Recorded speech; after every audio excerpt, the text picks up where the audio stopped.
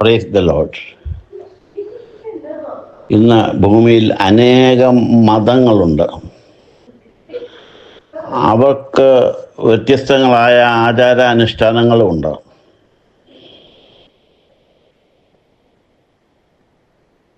ഈ ആചാരാനുഷ്ഠാനങ്ങളിലൂടെയൊക്കെ രക്ഷ പ്രാപിക്കാം എന്നാണ് അവർ മനുഷ്യരെ പഠിപ്പിക്കുന്നത്. അതുകൊണ്ട് മനുഷ്യർ വിവിധങ്ങളായ ആചാരങ്ങളും അനുഷ്ഠാനങ്ങളും ഒക്കെ നിറവേറ്റി രക്ഷയെ കാക്ഷിക്കുകയാണ്. എന്നാൽ മതങ്ങളുടെ ആചാരാനുഷ്ഠാനങ്ങളിലൂടെ ഒന്നും രക്ഷ കിട്ടത്തില്ല. യേശുക്രിസ്തു പറഞ്ഞു, ഞാൻ തന്നെ ആണ് വഴിയെ. യേശുക്രിസ്തു എന്ന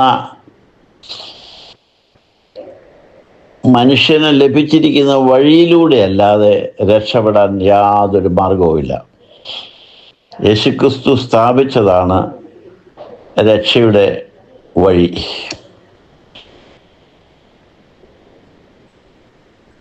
അതിനാണ് പുതിയ നിയമം എന്ന് പറയുന്നത്. പുതിയ നിയമത്തിലൂടെയാണ് മനുഷ്യൻ്റെ രക്ഷ ഒരുക്കിയിരിക്കുന്നത്.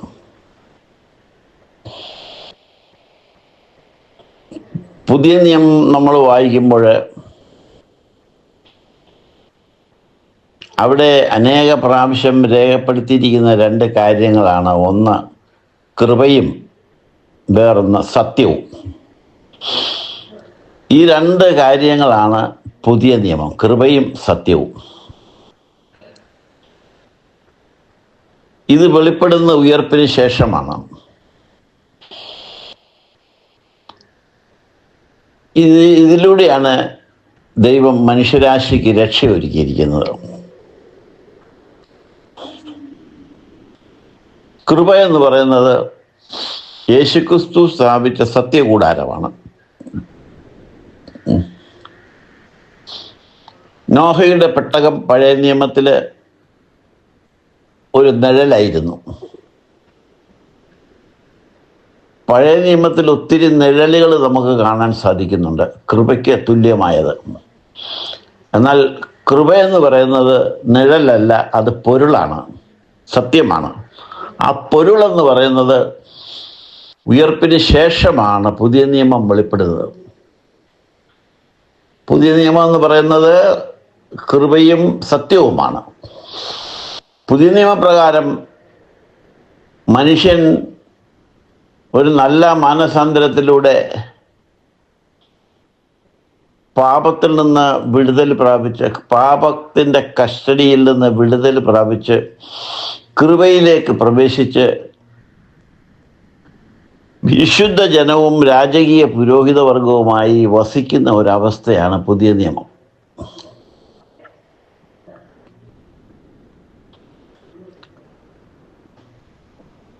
അതുപോലെ തന്നെ സത്യം എന്ന് പറയുന്നത് ഉയർത്തെഴുന്നേറ്റ ക്രിസ്തുവിൻ്റെ ശരീരമാണ്. അതുകൊണ്ടാണ് പൗലോസ്ലീഹ പറഞ്ഞത്, ഇനിയും ജഡപ്രകാരമുള്ള ക്രിസ്തുവിനെ ഞങ്ങൾ അറിയുന്നില്ല. ഇന്ന് മതങ്ങളൊക്കെ ജഡപ്രകാരമുള്ള ക്രിസ്തുവിനെയാണ് അറിയുന്നതും ആരാധിക്കുന്നതും. സുവിശേഷം എന്ന് പറയുന്നത് ഉയർത്തെഴുന്നേറ്റ ക്രിസ്തുവാണ്. ഉയർത്തെഴുന്നേറ്റ ക്രിസ്തുവിൻ്റെ ശരീരം എന്ന് പറയുന്നത് ആത്മാവാണ്. അത് ജ്ഞാനസ്വരൂപിയാണ്. ആത്മാവിൻ്റെ സ്നാനത്തിലൂടെയാണ് നമ്മൾ രക്ഷിക്കപ്പെടുന്നത്. ആത്മാവിൻ്റെ സ്നാനമെന്ന് പറഞ്ഞാൽ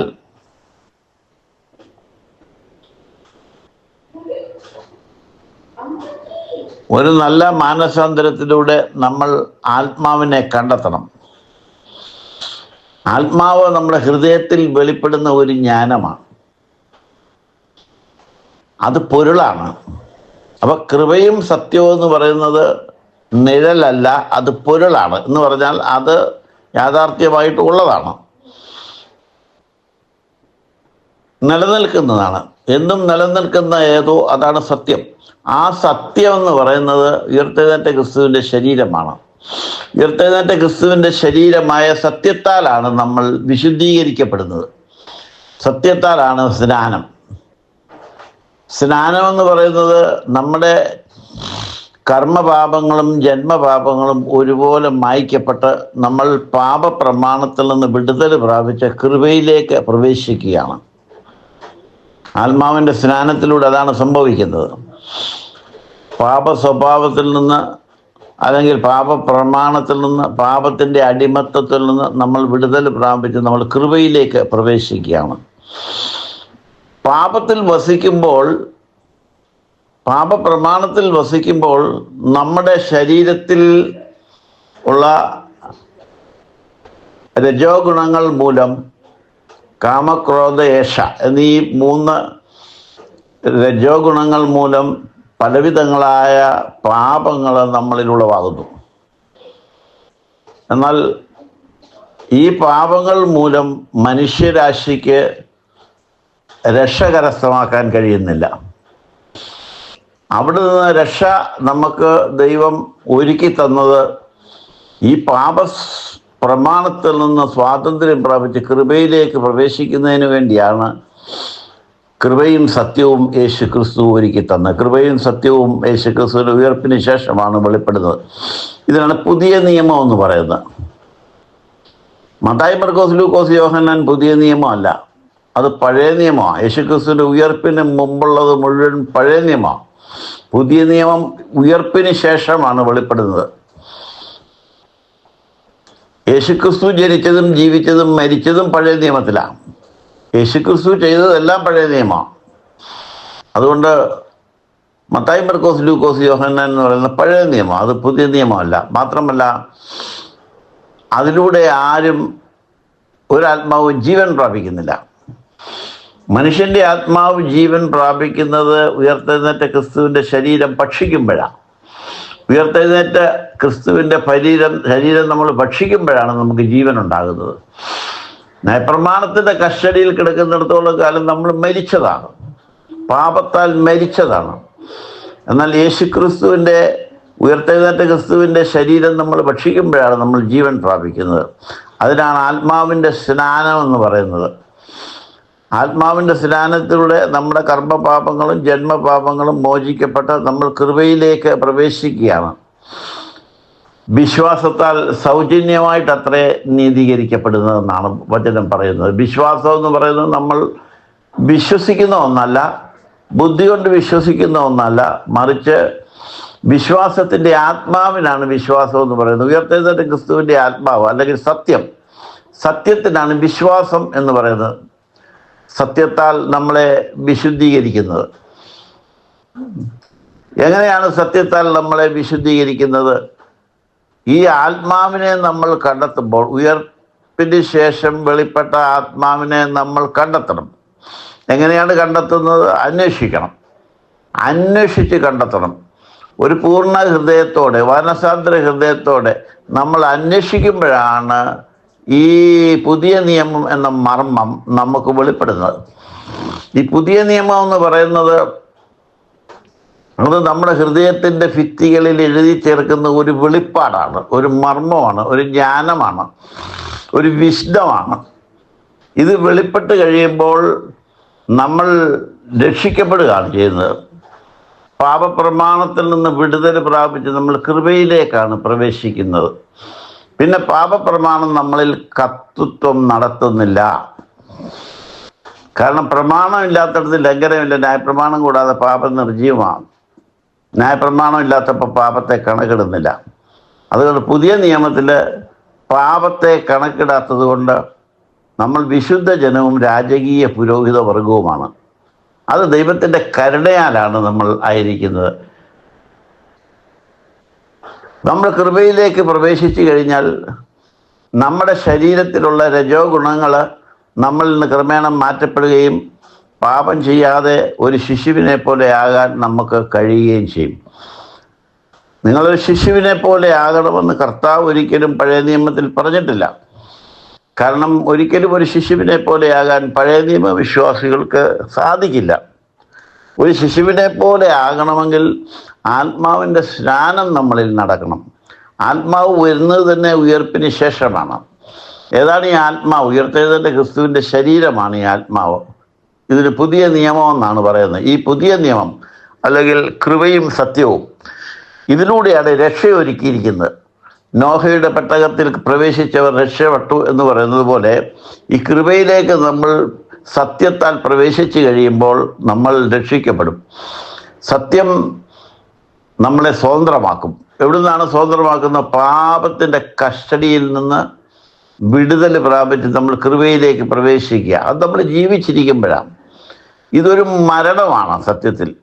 പാപപ്രമാണത്തിൽ നമ്മൾ വിടുതൽ പ്രാപിക്കുന്നത് ഒരു മരണത്തിലൂടെയാണ്. അതായത് ന്യായപ്രമാണത്തിൽ നിന്നുള്ള വിടുതലിനായി ഒരു മരണമുണ്ടായിട്ട് നിത്യാവകാശത്തിൻ്റെ വാഗ്ദത്തം വിളിക്കപ്പെട്ടവർക്ക് ലഭിക്കേണ്ടതിനും പുതിയ നിയമത്തിൻ്റെ മധ്യസ്ഥനായി.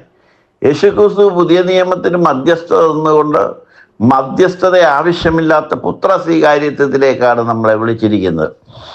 അങ്ങനെ നമ്മൾ രക്ഷിക്കപ്പെടുന്ന ഒരു വലിയ അനുഭവമാണ് പുതിയ നിയമം എന്ന് പറയുന്നത്.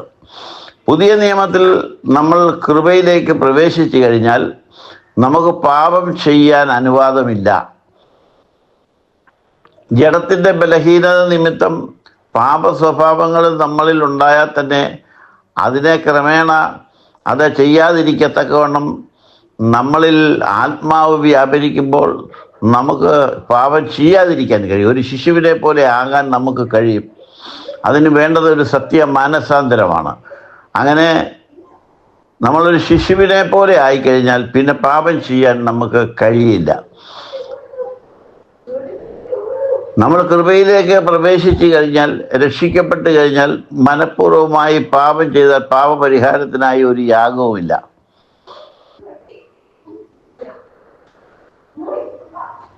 പാപം ചെയ്യാൻ പാടില്ല എന്നുള്ളതാണ് പുതിയ നിയമത്തിൻ്റെ പ്രത്യേകത എന്ന് പറയുന്നത്. ഇവിടെ നമ്മൾ പുതിയ നിയമത്തിലേക്ക് പ്രവേശിക്കുന്നത് ഒരു മരണത്തോടെയാണ്. നമ്മളിൽ ഒരു മരണം നടക്കുകയാണ്. നമ്മളത് വിശ്വാസത്താലാണ് നടക്കുന്നത്. വിശ്വാസത്താൽ അത്രേ നിങ്ങൾ ഈ കൃപയിലേക്ക് പ്രവേശിച്ചിരിക്കുന്നത്. വിശ്വാസം എന്ന് പറയുന്നത് സത്യമാണ്. സത്യം എന്ന് പറയുന്നത് ഉയർത്തെഴുന്നേറ്റ ക്രിസ്തുവിൻ്റെ ശരീരമാണ്. അത് ജ്ഞാനസ്വരൂപിയാണ്. അത് നമ്മുടെ ഹൃദയത്തിൻ്റെ ഭിത്തികളിൽ വെളിപ്പെടുന്ന ഒന്നാണ്. അത് എല്ലാവർക്കും വെളിപ്പെടത്തില്ല. ന്യായപ്രമാണത്തിൻ്റെ കീഴിൽ കിടക്കുന്നവർ പാപം ചെയ്ത് ജീവിക്കുന്നവരാണ്. അവർക്കൊരിക്കലും സ്വർഗരാജ്യത്ത് കടപ്പാൻ കഴിയില്ല. എന്നാൽ ഒരു നല്ല മാനസാന്തരത്തിലൂടെ കൃപയിലേക്ക് ആര് പ്രവേശിക്കുമോ അവർക്ക് മാത്രമേ രക്ഷ കരസ്ഥമാക്കാൻ കഴിയുകയുള്ളൂ. കൃപയിലേക്ക് നമ്മൾ പ്രവേശിക്കുക എന്ന് പറയുന്നത് പ്രമാണത്തിൽ നിന്നുള്ള ഒരു മരണമാണ്. ആ മരണം നമ്മളിൽ നടക്കുകയാണ്. അങ്ങനെ ആ മരണത്തോടുകൂടി നമ്മളെയും 100 രാത്രി സുഗന്ധവർഗം വിട്ട് കബറടക്കി നമ്മൾ യേശുക്രിസ്തുവിനോട് കൂടെ ഉയർത്തെഴുന്നേൽക്കുകയാണ്. അതുകൊണ്ടാണ് പൗലോസ് പറഞ്ഞത്, നിങ്ങളെയും അവനോടുകൂടി ഉയർത്തെഴുന്നേൽപ്പിച്ച് സ്വർഗത്തിലിരുത്തിയിരിക്കുന്നു. അപ്പോൾ പുതിയ നിയമവിശ്വാസി, വിശുദ്ധ ജനവും രാജകീയ വർഗവുമായുള്ളവര് അവർ ഉയർത്തെഴുന്നേറ്റവരാണ്. മരിച്ചടക്കപ്പെട്ട് ഉയർത്തെഴുന്നേറ്റവരാണ്. അതുകൊണ്ടാണ് ഇനി നമുക്കൊരു മരണം ആവശ്യമില്ല. ഒരു കർത്താവിൻ്റെ വരവെങ്കിൽ നമ്മൾ രൂപാന്തരപ്പെടുന്നത് അതുകൊണ്ടാണ്. നിങ്ങൾ ചിന്തിക്കണം, എന്തുകൊണ്ടാണ് കർത്താവ് മധ്യാകാശത്ത് വരുമ്പോൾ നമ്മൾ രൂപാന്തരപ്പെടുന്നത്? നമുക്ക് മനുഷ്യനെ സംബന്ധിച്ചിടത്തോളം ന്യായപ്രമാണപ്രകാരം നല്ല ഒരു മരണം, കബറടക്ക് നടന്നില്ല എങ്കിൽ അവൻ അഴുകിപ്പോയ പിണ്ടത്തിന് സമ്മാനമാണെന്നാണ് പറഞ്ഞിരിക്കുന്നത്. അപ്പോൾ കർത്താവിൻ്റെ വരവെങ്കിൽ ഒരു മരണവും അതിൻ്റെ കൂതാശയും നടന്നില്ല എങ്കിൽ എങ്ങനെയാണ് ഉയർത്തെഴുന്നേൽക്കുന്നത്? അല്ലെങ്കിൽ എങ്ങനെയാണ് രൂപാന്തരപ്പെടുന്നത്? പുതിയ നിയമത്തിൻ്റെ മർമ്മം എന്ന് പറയുന്നത് നമ്മൾ ജീവിച്ചിരിക്കുമ്പോൾ തന്നെ സകല കൂതാശകൾ നമുക്ക് കണക്കിട്ട് നമ്മൾ മരിച്ചുയർത്തു കഴിഞ്ഞു. കർത്താവിൻ്റെ വരവെങ്കിൽ നമ്മുടെ ജഡത്തിൻ്റെ രൂപാന്തരം മാത്രമേ നടക്കുകയുള്ളൂ. നമ്മുടെ ആത്മാവ് നമ്മൾ ജീവിച്ചിരിക്കുമ്പോൾ തന്നെ ഉയർക്കും. അതാണ് രക്ഷിക്കപ്പെട്ട അവസ്ഥ എന്ന് പറയുന്നത്. വിശുദ്ധ ജനവും രാജകീയ പുരോഹിത വർഗവും. എപ്പോൾ കർത്താവ് മധ്യാകാശത്ത് വന്നാലും നമ്മൾ ഉയർത്തെഴുന്നേൽക്കും, അല്ലെങ്കിൽ രൂപാന്തരപ്പെട്ട സ്വർഗത്തിലേക്ക് അവരോട് എടുക്കപ്പെടും. നമുക്കൊരു കൂതാശയും ആവശ്യമില്ല. അതുകൊണ്ട് ഇന്ന് വിശുദ്ധ ജനം മരിച്ചു കഴിഞ്ഞാൽ ഒരു കൂതാശയും ആവശ്യമില്ല. അതുകൊണ്ടാണ് പുതിയ നിയമത്തിൽ പൗരോഹിത്യം ഇല്ലാത്തത്. പുതിയ നിയമത്തിൽ പൗരോഹിത്യം ഇല്ല. കാരണം ഒരു വ്യക്തി മാനസാന്തരപ്പെട്ട് രക്ഷിക്കപ്പെട്ട് കഴിഞ്ഞാൽ അവനിൽ സകലതും ന്യായപ്രമാണ സംബന്ധമായിട്ടാണ് അവനിൽ മരണം നടക്കുന്നത്. അതുകൊണ്ട് തന്നെ സകല കൂതാശകളും അവനിൽ നിറവേറ്റി അവൻ അടക്കം ചെയ്യുകയാണ്, മരിച്ച് അടക്കപ്പെടുകയാണ്. അതാണ് പുതിയ നിയമത്തിന്റെ മർമ്മം. അവൻ പിന്നെ ലൗകികനല്ല, അവൻ സ്വർഗീയനാണ്. പിന്നെ ലൗകികമായ ഒരു ആചാരവും അനുഷ്ഠാനവും അവന് ആവശ്യമില്ല. അതുകൊണ്ട് പുതിയ നിയമ വിശ്വാസിക്ക് ഒരു മതം ആവശ്യമില്ല. അവൻ രക്ഷപ്പെടുന്നത് വിശ്വാസത്താലാണ്. വിശ്വാസത്താൽ സൗജന്യമായിട്ട് അത്ര നീതീകരിക്കപ്പെടുന്നത്. ആത്മാവ് നമ്മളിൽ വരുമ്പോൾ കർത്താവ് പറഞ്ഞില്ലേ, ഞാൻ പോയാൽ നിങ്ങളെ അനാഥരായി വിടുകയില്ല, ഞാൻ എൻ്റെ പിതാവിനോടുകൂടെ നിങ്ങളിൽ വാസം ചെയ്യും. അപ്പോൾ നമ്മുടെ ഉള്ളിൽ യേശുക്രിസ്തു വസിക്കുമ്പോൾ നമ്മൾ രക്ഷിക്കപ്പെട്ടു, ഉയർത്തെഴുന്നേറ്റു. പുതിയ നിയമത്തിൻ്റെ മർമ്മം അതാ, നമ്മൾ ഉയർത്തെഴുന്നേൽക്കുക എന്ന് പറയും.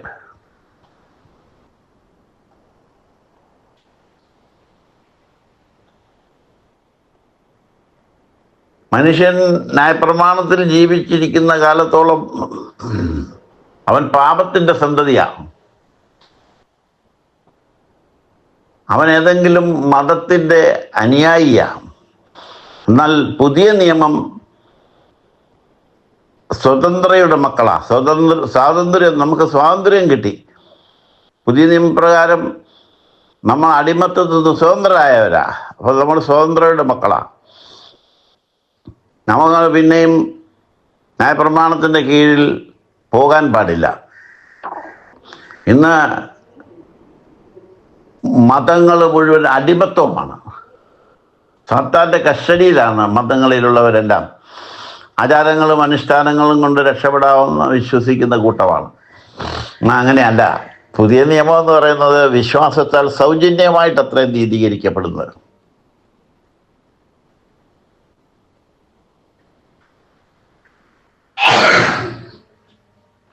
വിശ്വാസം മൂലം സൗജന്യമായിട്ടാണ് നമുക്ക് രക്ഷ കിട്ടുന്നത്. വിശ്വാസത്താലല്ലോ നിങ്ങൾ ഈ കൃപയിലേക്ക് പ്രവേശിച്ചിരിക്കുന്നത്, ഒരു പ്രവൃത്തിയാലുമല്ല. ഒരു പ്രവൃത്തിയും ആവശ്യവുമില്ല. നമ്മൾ ന്യായപ്രമാണത്തിന് കീഴിൽ ജീവിക്കുമ്പോൾ ആചാരങ്ങളും അനുഷ്ഠാനങ്ങളും പൗരോഹിത്യവും ഒക്കെ ഉണ്ട്. പല ആചാരങ്ങളും അനുഷ്ഠാനങ്ങളും ഒക്കെ ചെയ്യുന്നു. പക്ഷേ അങ്ങനെ ജീവിക്കുമ്പോൾ നമ്മൾ ഒരിക്കലും രക്ഷിക്കപ്പെടുകയില്ല. നമ്മൾ രക്ഷിക്കപ്പെടുന്നത് സത്യത്താലാണ്. സത്യം നിങ്ങളെ സ്വതന്ത്രമാക്കുമെന്നാണ് പറഞ്ഞിരിക്കുന്നത്. സത്യം എന്ന് പറയുന്നത് ഉയർത്തെഴുന്നേറ്റ ക്രിസ്തുവിൻ്റെ ശരീരമാണ്, സുവിശേഷമാണ്. അതാണ് നമ്മളെ ജീവിപ്പിക്കുന്ന ആത്മാവ്. ആ ആത്മാവ് നമ്മുടെ കർമ്മപാപങ്ങളെയും ജന്മപാപങ്ങളെയും ഒക്കെ മോചിച്ചിട്ട് കഴുകി വെടിപ്പാക്കി പാപപ്രമാണത്തിൽ നമ്മളെ വിടുവിച്ച് സ്വർഗത്തിൽ പ്രവേശിപ്പിക്കുന്ന ഒരു വലിയ നിയമം അത്. സ്വർഗത്തിൽ പ്രവേശിച്ചു കഴിഞ്ഞാൽ പിന്നെ പാപം കണക്കിടുന്നില്ല. പാപപരിഹാരത്തിനായി ഒരു യാഗവും ആവശ്യമില്ല. എന്നാൽ അവിടെ പാപം ചെയ്യാൻ നമുക്ക് അവകാശമില്ല. ഒരു ശിശുവിനെ പോലെ ആകണമെന്നാണ് കർത്താവ് പറഞ്ഞിരിക്കുന്നത്. എങ്ങനെയാണ് നമ്മളൊരു ശിശുവിനെ പോലെ ആകുന്നത്? നമ്മൾ വചനം ധ്യാനിച്ച്, നല്ലൊരു മാനസാന്തരത്തോടുകൂടി വചനം ധ്യാനിച്ച് സത്യത്തെ കണ്ടെത്തുമ്പോൾ, ഉയർത്തെഴുന്നേറ്റ ക്രിസ്തുവിൻ്റെ ശരീരം നമ്മുടെ ഉള്ളിൽ വെളിപ്പെടുമ്പോൾ, നമ്മളിൽ ഉള്ള പാപ സ്വഭാവം അല്ലെങ്കിൽ രജോ ഗുണങ്ങളൊക്കെ നമ്മളിൽ നിന്ന് മാറ്റപ്പെടുകയും പാപം ചെയ്യാതിരിക്കാൻ നമുക്ക് കഴിയുകയും ചെയ്യുന്നു. എന്നാൽ മാനസാന്തരപ്പെടാത്ത ഒരു വ്യക്തിക്കും പാപം ചെയ്യാതിരിക്കാൻ കഴിയുകയില്ല. ഇന്ന് പലരും പറയുന്നത് പാപം ചെയ്യാതിരിക്കാൻ ആർക്ക് കഴിയും? കർത്താവ് പറഞ്ഞു, നിങ്ങൾ ശിശുക്കളെ പോലെ ആവണം, പാപം ചെയ്യാൻ പാടില്ല. അങ്ങനെയുള്ളപ്പോൾ പാപം ചെയ്യാതിരിക്കാൻ ആർക്ക് കഴിയുമെന്ന് ചോദിക്കുന്നത് വചനവിരുദ്ധമായ ഒരു കാര്യമാണ്. അത് ദൈവത്തിൻ്റെ കൽപ്പനയ്ക്ക് എതിര് നിൽക്കുകയാണ്. അത് പാപമാണ്. അങ്ങനെ ആരെങ്കിലും ചോദിക്കുന്നെങ്കിൽ, അങ്ങനെ ആരെങ്കിലും പറയുന്നെങ്കിൽ അവൻ സാത്താൻ്റെ സന്തതിയാണ്.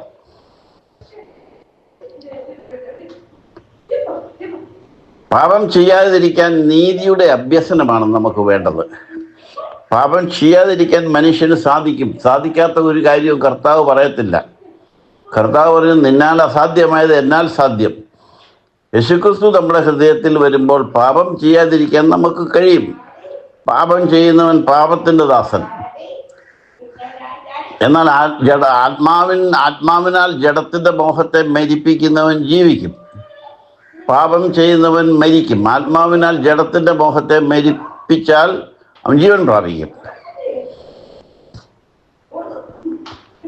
അപ്പൊ പാപം ചെയ്യാതിരിക്കാൻ മനുഷ്യന് സാധിക്കും. പക്ഷെ ഇന്ന് പലർക്കും ആ അനുഭവം സ്വന്തം ജീവിതത്തിലില്ല. സ്നേഹമുള്ളവരെ, കർത്താവിൻ്റെ വരവ് ഏറ്റവും അടുത്തിരിക്കുന്ന ഈ സമയത്ത് പാപസ്വഭാവത്തിൽ നിന്ന് വിടുതൽ പ്രാപിച്ച് രക്ഷയെ കരസ്ഥമാക്കണം. കർത്താവിൻ്റെ വരവിനായി നോക്കി പാർത്തിരിക്കണം. കർത്താവിൻ്റെ വരവിനായി നോക്കി പാർത്തിരിക്കുന്ന വിശുദ്ധ ജനങ്ങളെ ചേർക്കാനാണ് കർത്താവ് മധ്യാകാശത്ത് വരുന്നത്.